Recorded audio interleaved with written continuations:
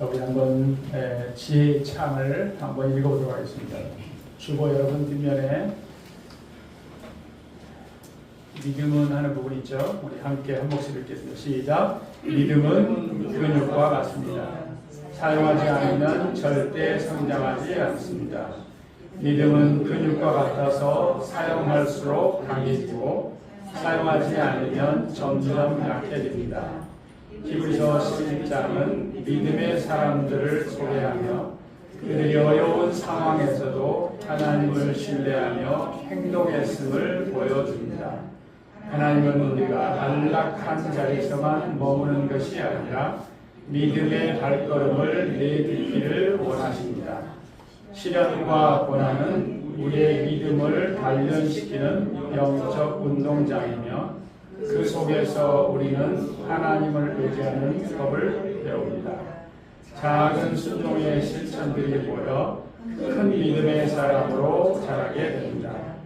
그러므로 믿음을 단지 마음의 고백으로만 남겨두지 말고 삶 속에서 적극적으로 사용하며 자라가야 합니다.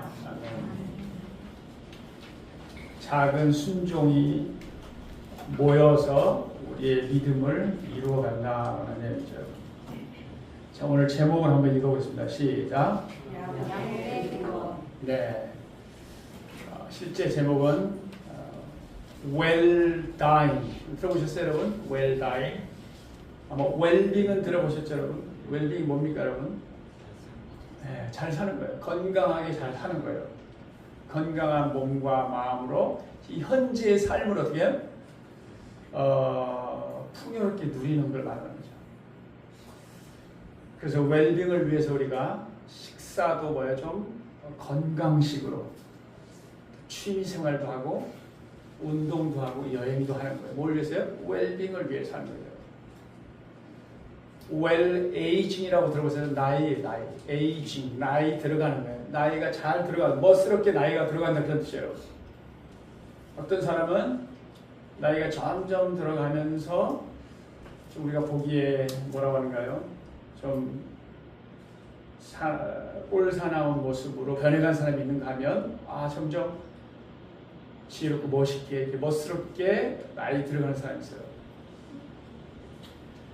자, 웰 다잉이 뭐예요, 여러분? 잘 죽는 거예요, 여러분. 잘 죽는 게 뭡니까, 여러분?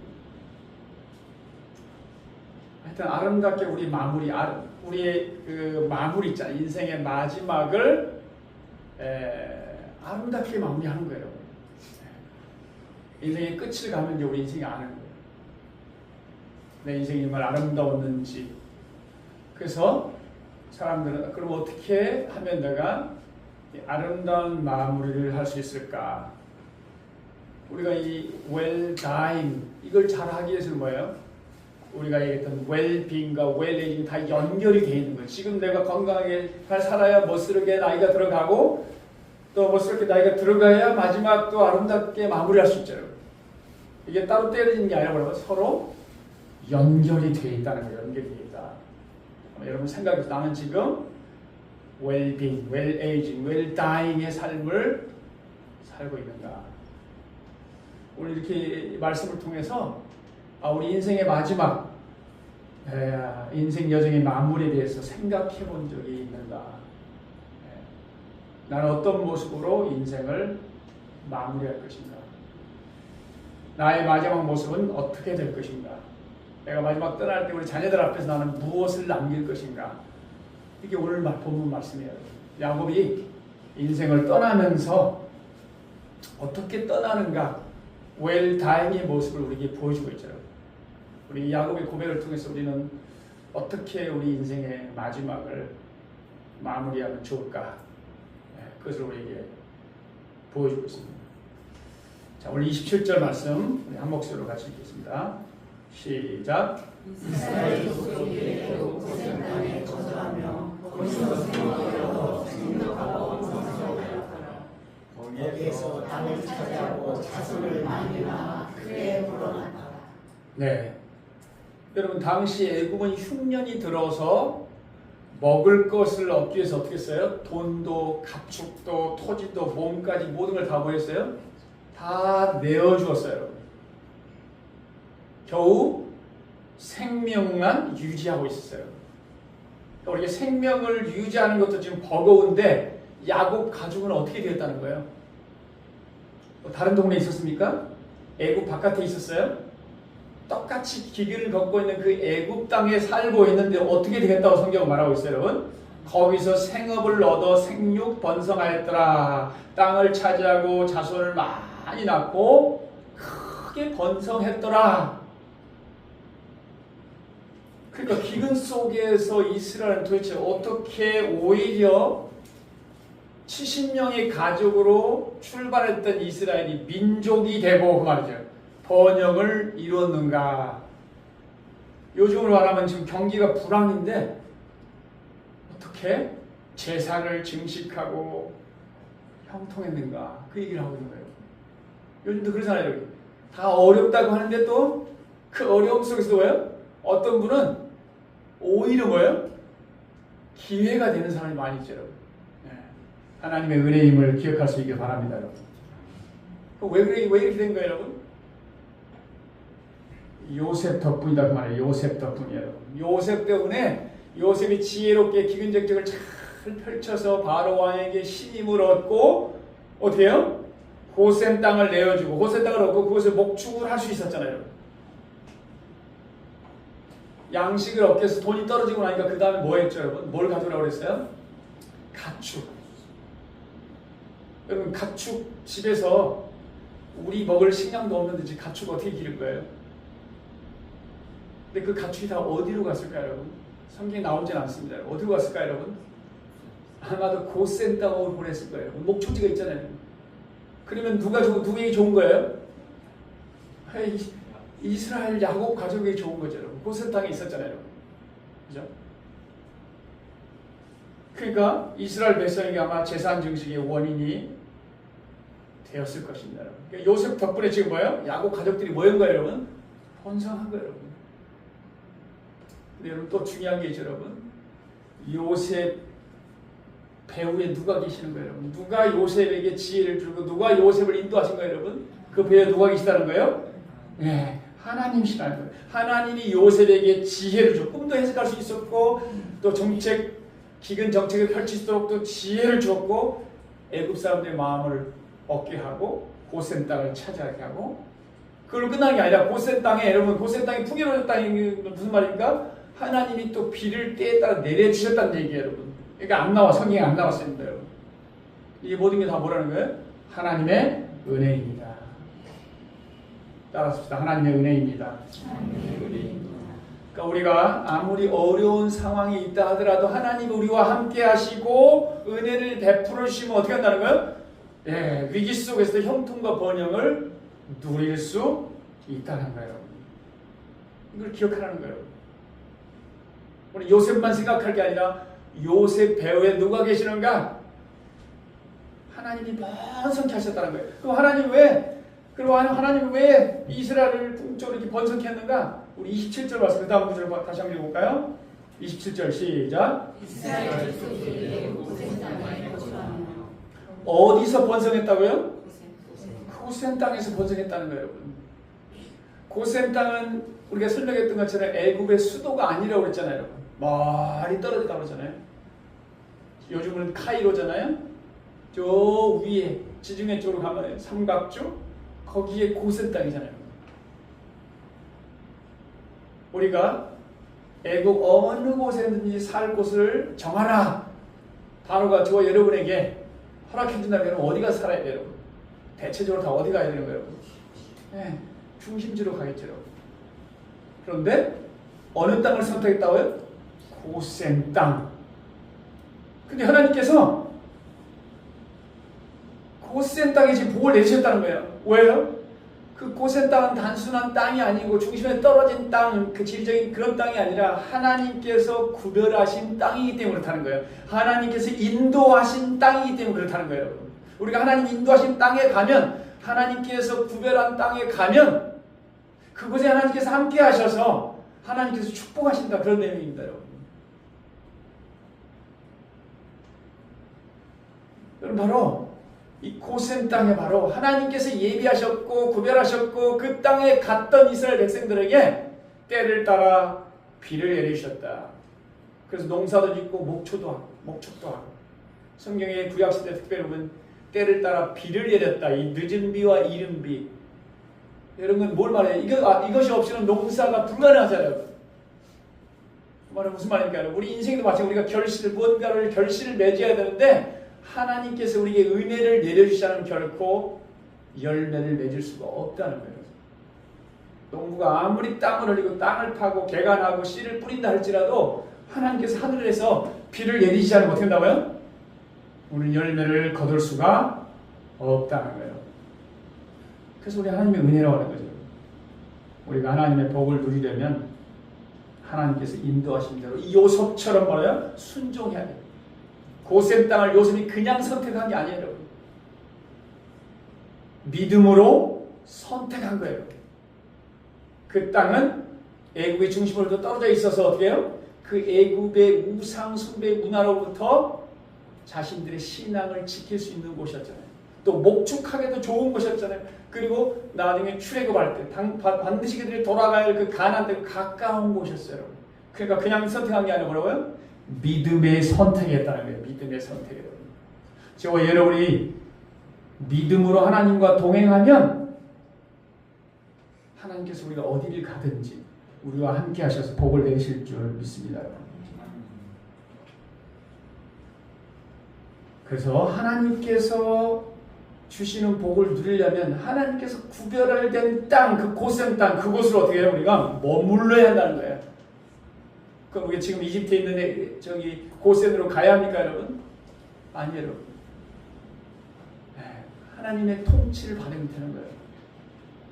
하나님의 말씀에 순종하면 그 땅이 바로 고센 땅이 되는 겁니다. 7년의 대기근 속에서도 이스라엘이 부흥할 수 있던 건 하나님의 은혜였고, 여러분, 하나님의 인도하심에 대한 요셉의 순종, 그것 때문에 우리로 말하면 구별된 삶을 살아갈 때 하나님께서 우리에게 복을 내리십니다. 네? 구별된 삶이라는 건 하나님의 그 뜻에 순종하는 걸 말하는 거예요. 1924년에요. 제8회 파리 올림픽 대회에서 유명한 일화가 있는데 에릭 리들이라는 사람이에요. 스코틀랜드 사람이고요. 선교사의 자녀로 저기 중국의 천진에서 자랐던 사람이에요. 그분은 100m의 전설입니다. 그러니까 그 올림픽 대회 나가면 100m 금메달 영수인이 누굴까요? 에릭 리들이죠, 여러분. 출전한 거예요, 여러분. 그런데 예선전이 주일날 치러졌어요. 에릭 리들이 참가하지 않았습니다. 출전을 포기한 거예요. 그 엄청난 비난이 쏟아졌죠. 근데도 담담하게 나와서 이렇게 말했어요, 여러분. 나는 주일에는 달리지 않습니다. 정말 들어본 얘기 아니에요? 주일은 쉽니다. 뭐 이런 거예요, 여러분 다. 예? 나는 주일에는 달리지 않습니다. 그러면서 이렇게 말했어요. 올림픽 금메달을 획득하여 하나님께 영광을 돌리는 것보다 늘 하던 대로 주일에 하나님을 예배하는 것을 더 소중히 여깁니다. 이렇게 고백한 거예요. 우리에게 여러분 이런 믿음이 회복될 수 있기를 축복합니다. 믿음으로 하나님과 동행한 거예요. 여러분이라면 어떤 선택을 하겠어요? 금메달과 예배. 예배는 뭐 또 드리면 되는데요. 이 금메달 마지막인데 여러분. 돈과 예배. 리드는 하나님을 선택한 거예요. 그리고 수요일날 금요일날 있었던 자기 주종목이 아니에요. 기대가 안 되는 거예요. 200m와 400m 동메달과 금메달을 따냈어요. 근데 그 400m 결승전에 나갈 때 전담 안마사가 이 에릭 리들에게 성경 구절을 주었어요. 한번 들리나요? 3월3 우리 같이 읽겠습니다. 시작. 하나님이 저와 여러분을 향해서 뭐라고 하면 나를 존중히 여기는 자, 나를 높이는 자, 나를 최고의 가치로 여기는 자를 하나님께서 뭐 하신다고요? 나도 그를 존중이 여기리라. 그러니까 에릭 리드라는 사람은 하나님을 존중한 거예요. 금메달보다 뭐예요? 하나님이 더 소중합니다. 그래서 주일 예배를 철저히 지킨 거예요. 금메달을 포기하고 여러분. 자신의 영광을 포기했어요. 그때 하나님께서 다른 곳에서 기대하지 못했는데 또 금메달을 주었습니다, 여러분. 그러니까 우리 인생을 높이고 번성케 하는 분이 누구라는 거예요? 하나님이시다. 생사화복을 주관하신 분이 누구라는 거예요? 하나님이시다. 우리 인생을 가난하게도 하시고 부하기도 하시고 높이기도 하시고 낮추기도 하시고 살리시기도 하고 죽이시기도 하시는 분이 누구라는 거예요? 하나님이시라는 거예요.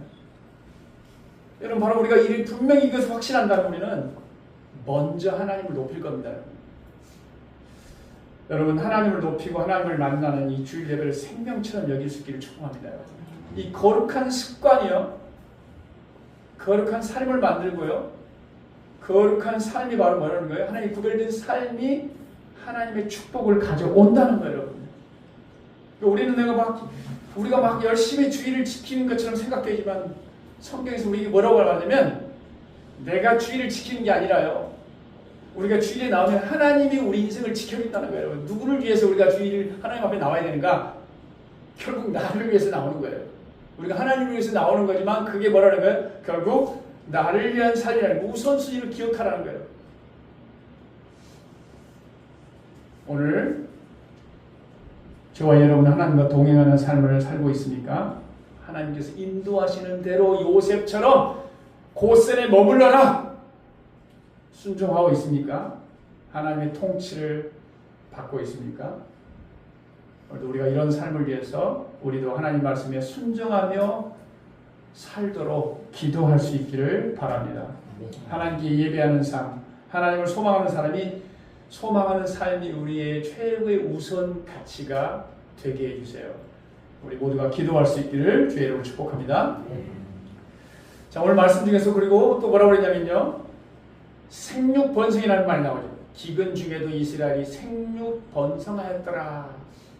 여러분 생육 번성이라는 말 어디서 들어보지 않았어요, 여러분? 다음 구절 한번 성경 읽어보겠습니다. 창세기 1장 27절 다 함께 시작. 하나님이 자기 형상 곧 하나님의 형상대로 사람을 창조하시되 남자와 여자를 창조하시고 하나님이 그들에게 복을 주시며 하나님이 그들에게 이르시되 생육하고 번성하여 땅에 충만하라. 땅을 정복하라.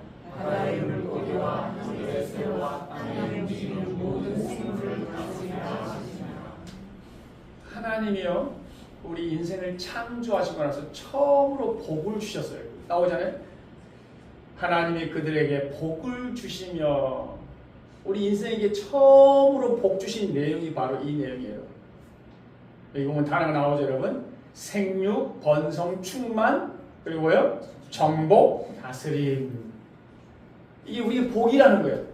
이게 우리 하나님 주신 복이면서요 또 사명이기도 합니다. 하나님의 뜻이기도 하고 뭐라고요? 우리의 사명이기도 하다는 거예요. 하나님의 형상대로 지음받은 존재는 이러한 삶을 살아야 된다. 우리 존재의 목적이기도 하죠, 여러분.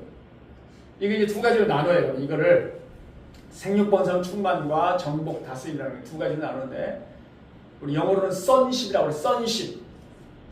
그게 무슨 말이에요, 여러분?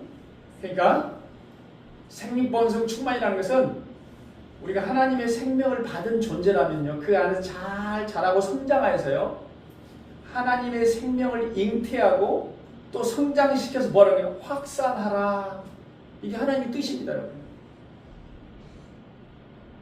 우리 자손들은 많이 올라오잖아요. 이스라엘 민족이 되었다고 나오잖아요. 이거 굉장히 성경적인 겁니다, 여러분. 그러니까 나 혼자 사는 게 중요한 게 아니고 뭐라는 거예요? 내가 하나님의 생명을 받았으면 내가 그 생명을 누리고 또 번식하고 뭐라는 거예요? 확산시키라는 거예요. 이게 하나님의 뜻이라는 거예요. 또 하나는 뭡니까? 정복 다스리다. 이게 통치권이라는 통치권. 하나님이 이 온 우주 만물을 만드시고 지금도 다스리고 계시는데, 하나님은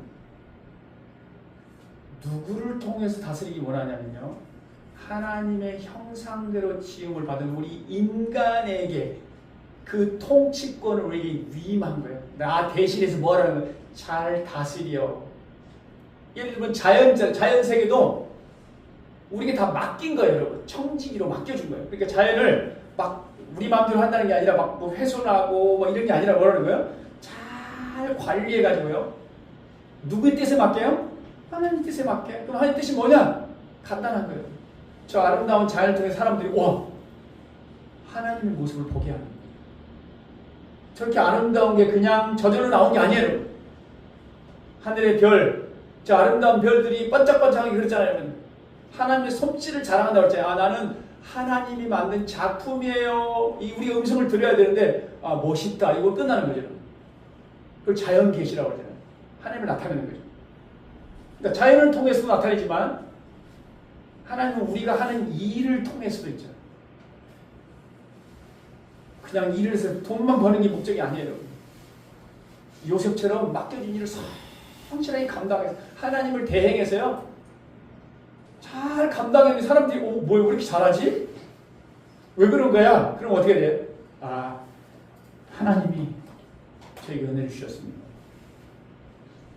그러니까 우리 하는 이 상황 속에서 뭐예요? 이같이 너희 빛을 사람들에게 비치게 하여 하늘에 계신 너희 아버지께 영광을 돌리게 하라. 그러니까 우리가 하는 일을 성실하게 잘해서 뭐라고 많은 사람들에게 유익을 끼쳐서 사람들이 와, 나 저 사람 때문에 복을 받았어. 우리는 뭘 나타내야 되는 거예요? 내가 원래 뭐 잘해서 이게 아니고 뭐라는 거예요? 하나님이 나에게 주신 지혜로 권세로 그래서 우리는 하나님을 나타내는 거예요. 생육하고 번성하라. 그러니까 하나님을 닮아가고 하나님을 나타내라는 거예요. 그러니까 하나님이 가장 기뻐하시는 건 뭐예요? 우리가 하나님의 형상대로 지음을 받았다는 것은 하나님과 우리가 교제하도록, 그래서 하나님을 닮아가는 거죠. 뭘 닮아가야 되느냐? 아, 하나님은 생명을 낳는 분이구나. 하나님 생명을 나타내는 거예요. 전파하고 확산시키는 거죠, 여러분. 우리 부모가 여러분 자녀를 낳고 가장 듣고 싶은 말 중에 하나가 뭐예요? 닮았다는 말이에요. 여러분 좋은 의미에서 말하는 겁니다, 여러분. 좀 닮지 말아야 되는데 그걸 말하는 게 아니라 우리 자녀들이 닮아야 되는데 안 닮아. 문제가 있는 거죠. 또 부모의 기쁨, 부모의 영광이 뭡니까, 여러분? 자녀가 누군가의 칭찬을 받고 와, 저 자녀. 그럼 그 모든 그 기쁨과 영광이 누구에게 돌아가는 거예요? 부모에게 돌아가는 거죠. 하나님이 우리가 하나님을 닮기를 간절히 원하는 거죠. 우리가 무엇을 하든지 사람과 만남 속에서 아니면 우리의 일을 통해서 삶의 구석구석에서 뭐 하는 거예요? 하나님의 모습을 막 나타내기를 원하는 거죠. 그게 하나님의 형상대로 지음받은 우리 하나님이 뭐라는 거예요? 뜻이라는 거예요. 생육, 번성하는 거예요. 그래서 우리 예수님은 바로 우리가 잃어버린 하나님의 형상을 회복하기 위해서 살아계신 하나님의 아들로 오신 거예요. 하나님의 형상을 보여주기 위해서 우리가 찾아온 거죠. 우리에게 통치권을 돌려주기 위해서 하나님의 대행자로서 하나님 우리에게 모든 하나님 가진 권세를 주셨잖아요. 그리고 예수님도 우리에게 마찬가지잖아요. 하늘과 땅의 모든 것을 내게 주셨으니 너는 그러므로 가서 모든 사람이 나타내라는 거예요. 제사에서 함고 구원을 얻게 하고 생명을 나타나게 하라. 오늘 저와 여러분은 생육, 번성, 충만, 정복 이 다스림의 사명을 내가 감당하고 있는다. 이게 하나님이 우리에게는 뜻이기도 하고 주신 축복이라는 거예요. 이 기근 속에서 하나님께서 이스라엘 백성에게 생육, 번성의 은혜를 주신 목적이 뭐냐? 가나안 땅에 가서 정복하고 다스리라는 사명 때문에 그렇다는 거예요. 여러분. 그러니까 저와 여러분이 사명을 따라 살아가면 내가 지혜가 부족한데도 어떻게? 하나님이 지혜를 주셔야 돼. 왜? 누가 급하다고 그러지? 하나님이 급하시잖아요. 나는 지금 그걸 해야 되는데 내가 지혜가 너무 없으니까 어떻게 돼? 하나님 어떻게 해야 됩니까? 하나님이 채우셔야 돼요. 기뻐하면서 채우셔야 돼요. 오늘 우리 인생의 생사하고 하나님께 달려 있습니다. 우리 모두가 생육 번성하여 하나님의 생명을 얻고 누리고 전파하고 번식하고 확산하는 사명을 충실하게 감당함으로 하나님께 영광을 올려드리는 삶이 될 수 있기를 주의 이름으로 축복합니다. 자, 28절, 29절 우리 함께 읽겠습니다. 시작. 야곱이 애굽 땅에 17년을 거주하였으니 그의 나이가 147세라. 이스라엘이 죽을 날이 가까우니 그의 아들 요셉을 불러 그에게 이르되 이제 내가 네게 미래를 주었거든 청하노니 내 손을 내 허벅지 아래에 놓고 인애와 성실함으로 내게 행하여 애굽에 나를 장사하게 하려거라. 30절 함께 읽습니다. 시작. 내가 조상들과 함께 눕거든 너는 나를 애굽에서 내려다가 조상의 굴지에 장사하라. 요셉이 이르되 내 아버지의 말씀대로 행하리이다. 자, 야곱이 몇 살 때 애굽에 왔어요? 130세. 아들 요셉이 보고 싶습니다. 아버지 내려오세요. 하니까 어떻게 해요? 애굽에 이민 온 거예요. 그리고 지금 몇 년 지났다고요? 17년. 147세가 되자 자기 죽음이 임박했음을 알고 요셉에게 뭐 한 거예요? 유언을 남긴 거예요. 야곱이 숨지기 전에 마지막으로 남긴 뭐라고요? 유언이다 그 말이에요. 그 유언이 뭐냐? 이거죠. 애굽에 나를 장사하지 아니하도록 하라. 나를 애굽에서 메어다가 조상의 묘지에 장사하라. 내가 죽으면 어떻게 하라고요? 애굽에 장사하지 말고 저 가나안 땅 조상들이 묻혀있는, 누가 묻혀있어요? 아브람, 사라, 이삭, 리브가, 이 조상들이 묻혀있는 그곳에 나를 매장해달라. 가나안 헤브론 막벨라 굴에 장사해다오. 우리도 뭐 이렇게 떠날 때 뭐 얘기하잖아요. 아, 우리 선영이 있는 곳에 묻어주세요. 뭐 이런 얘기 하잖아요. 이건 단순한 요청이 아닙니다, 여러분. 그냥 그쪽에 묻었으면 좋겠다가 아니라 반드시 그곳에 매장해달라는 거예요. 맹세를 시키고 있어요. 맹세. 내 손을 내 허벅지 아래 넣고, 남성의 생식기 있는 거예요. 생명의 근원. 그러니까 뭐예요? 목숨을 걸고 뭐라는 거예요? 너 반드시 이 맹세를 뭐라고요? 지켜야 돼. 반드시 나를 어디에 묻어야 된다고요? 가나안, 헤브론, 막벨라 굴에 묻어야 돼. 그리고 맹세를 요구한 거죠.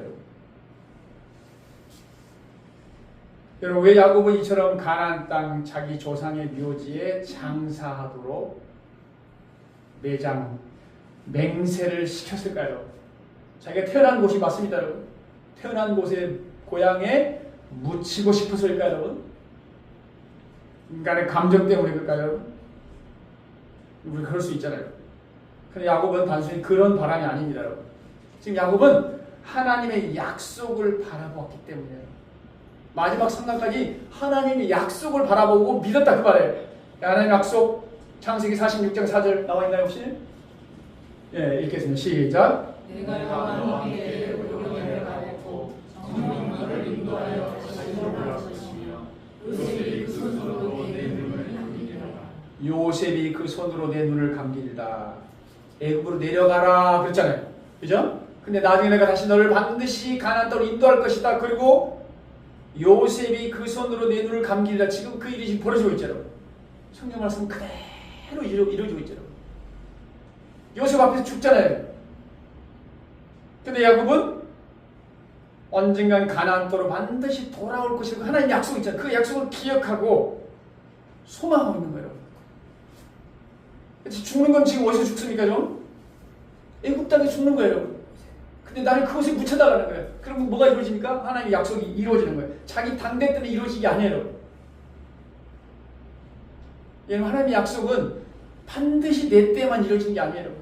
하나님의 약속은 반드시 이루어지기는 우리 때를 잘 몰라요. 그러나 우리 믿어야 돼요. 여러분, 아브라함한테도 약속했잖아요.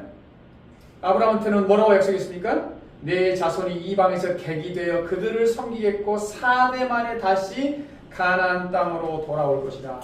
모든 믿음의 조상들에게 가나안 땅으로 돌아올 것이다. 그 땅이 약속의 땅이기 때문에 그렇죠. 그러니까 야곱은 지금 하나님의 약속을 소망했고 동시에 여러분 두 가지 자기 자신 나도 하나님 나라를 소망했고, 그리고 뭐예요? 후손들, 자기 후손들로 하여금 어떻게 그 하나님의 약속을 지금 확신케 하는 거예요.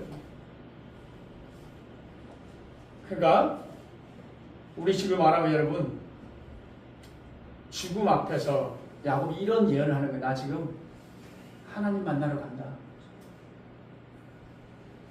하나님이 나를 위해 준비하신 영원한 품으로 간다는 거예요. 가만히.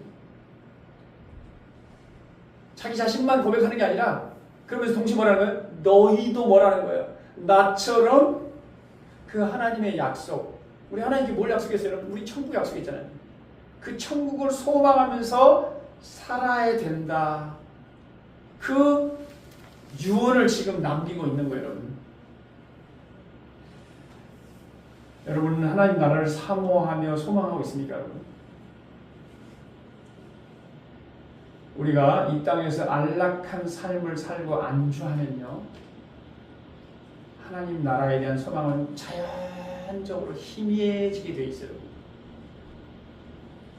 그렇잖아요. 우리가 읽었잖아요. 믿음은 한 걸음 한 걸음 내디딜 때 근육이 커간다고 그랬잖아요. 갑자기 커지는 게 아니에요, 여러분.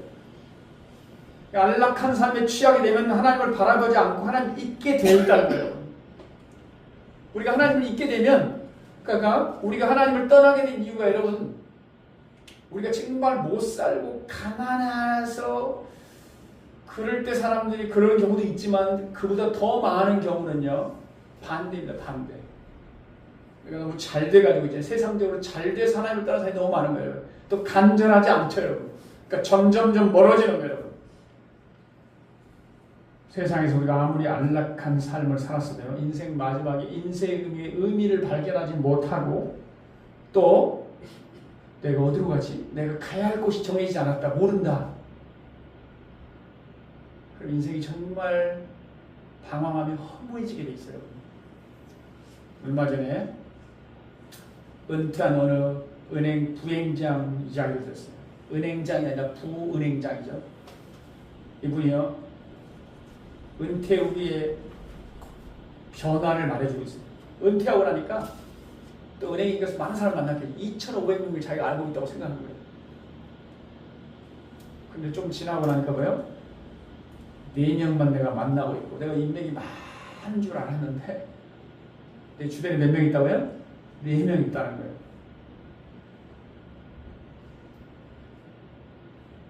우리도 그럴 수 있어요. 내 주변에 사람이 많다고 생각하는데 뭐예요? 진짜 찾아보면 없어요. 은퇴 전에는 어떻게 해요? 얼마나 바빴겠어요. 지금 24시간이 마음껏 주어지니까요, 무엇을 해야 할지를 몰라요. 집에서 아내와 시간을 많이 보내다 보니까 뭐예요? 갈등을 많이 겪는 거예요. 그러면서 그분이 그런 얘기를 했어요. 들은 얘기야. 누군가 자기에게 얘기했다는 거예요. 돈을 잘 버는 남자보다 더 멋진 남편은 누구인가? 집에 없는 남편이랍니다. 그리고 고백했다는 거예요. 그러면서 은퇴는 직장을 그만두는 것이 아니라 시간의 주도권을 잊어버리는 순간이다. 뭐 이렇게 있어요. 그 직장 다닐 때는 짜인 시간표대로 쫙 움직이다가, 네가 시간이 이제 너무 많이 내 마음대로 막 할 수 있으니까. 근데 지나고 나니까 뭐야? 하루 내가 뭐 하면서 보낸 거지? 날려버렸다는 거예요. 시간을 감당하지 못하고 우울증이 걸려가지고. 그러면서 이 은퇴 후에 가장 큰 문제는 많은 사람들이 돈이라고 생각하잖아요. 물론 이분은 돈 걱정을 안 하겠죠. 은행장증이니까. 그런데 나는 누구인가? 정체성을 상실했다는 거예요. 이제 방황이 시작한다는 거예요. 지금 인생의 의미에 대한 깊은 회의가 찾아왔다는 거예요. 여러분, 우리가 하나님이 우리를 부르신 그 존재의 목적을 발견하지 못하면 이 은행의 부행장 삶처럼 되어버리고요. 그러나 분명한 내가 하나님의 자녀임을 확신하고 하나님 주신 비전에 따라 살아가면 야곱처럼 마지막에 뭐예요? 소망 품고 평안히 가면서 뭐예요?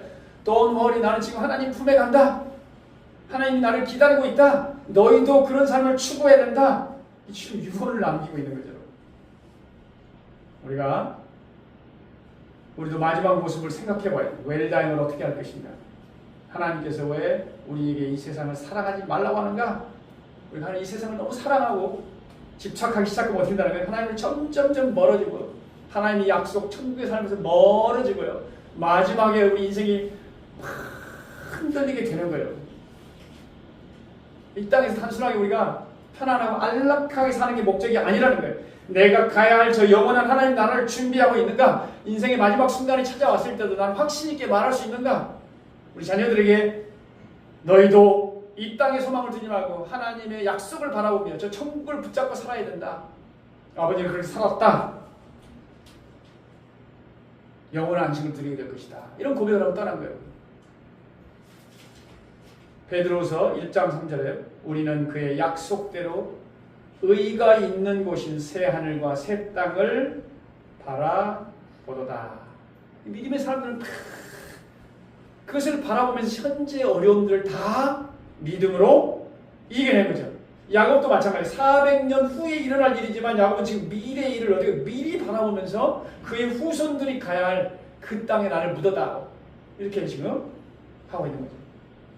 자, 여기에 대해서 30절에 뭐라고 했습니까? 요셉이 이르되 내가 아버지의 말씀대로 행하리이다. 야곱이 또 이르되 내게 맹세하라 하며 그가 맹세하니 이스라엘이 침상머리에서 하나님께 경배하니라. 유언을 남겼더니 맹세하라고 했더니 요셉이 어떻게 했다고요? 맹세를 했어. 아버지 내가 그렇게 하겠습니다. 그랬더니 야곱이 너무 기뻐가지고 침상머리에서 엎드려서 뭐요? 하나님을 경배했다. 마지막 떠나는 순간에 뭘 예배드리고 떠났다는 거예요. 우리 모두가 이 모습을 기억할 수 있기를 바랍니다. 147세 이 노인 요셉이요. 얼마나 기뻤던지 맹세를 시키고 그렇게 하겠습니다 했더니 바로 경배를 드렸다. 야곱은 자신이 가야 할 본향이 어디인지를